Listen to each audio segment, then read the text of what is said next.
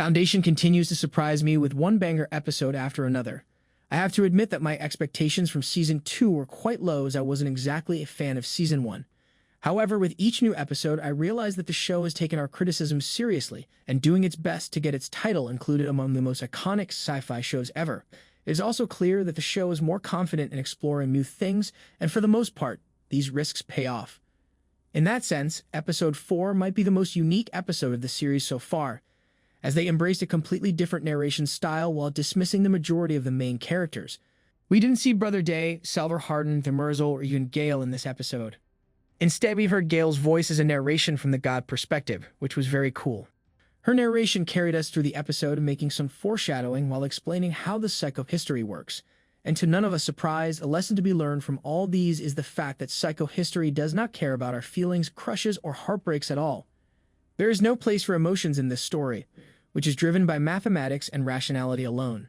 Now that's in mind, let's get into what has happened in this episode and what to expect from the next one. First of all, we should talk about Queen Sareth and get over it. Her objectives got very much clear in this episode as we learned that she thinks Brother Day is responsible for her family's death. To confirm this suspicion, she follows two methods. First, she is trying to seduce Brother Dusk, which is risky, but seems to be working well for her so far. Second, she is recruiting one of the personal guards of Brother Day, named Markley, to unravel some of the mysteries of our mighty Emperor. One of the questions she asks is how Brother Day has managed to survive the brutal assassination attempt, and I believe she is right in questioning that. Perhaps she believes Brother Day recruited the assassinators himself so that he can blame the rest of the world for trying to get rid of him. Such a move would justify any questionable actions of Brother Day moving forward, so I don't blame her for having these suspicions in her mind. The interesting thing is, though, this investigation is likely to lead her to Demerzel rather than Brother Day. And we all know what this means.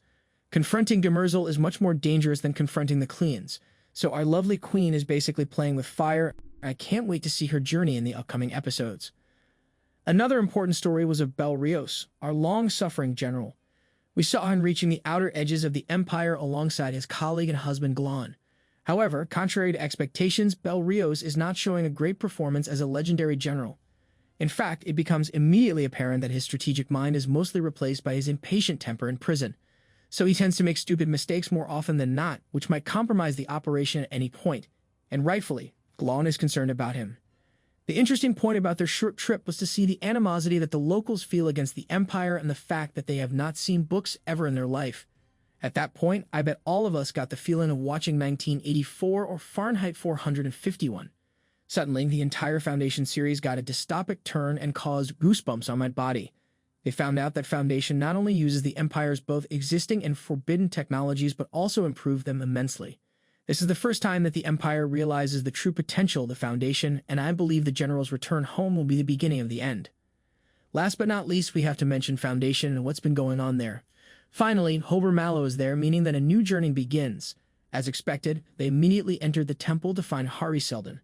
When they found him, they learned that they had a major mission to prevent a war. Now, the twist is that while Brother Kostin, Polly Verisov, and Director Cermak were responsible for this noble cause, Hober Mallow had a completely different mission. In fact, it is claimed that his mission was the exact opposite of what their three were supposed to do. So basically, Hober Mallow is tasked with creating a war, possibly against the Empire. And despite being a non-believer, he seems relatively excited about the mission. I'm not sure why exactly, but we spent quite a bit of time around his relationship with Brother Constant in this episode. Brother Constant was pretty open about her feelings toward Hober Mallow, and Hober Mallow was certainly interested even if not reciprocating exactly the same.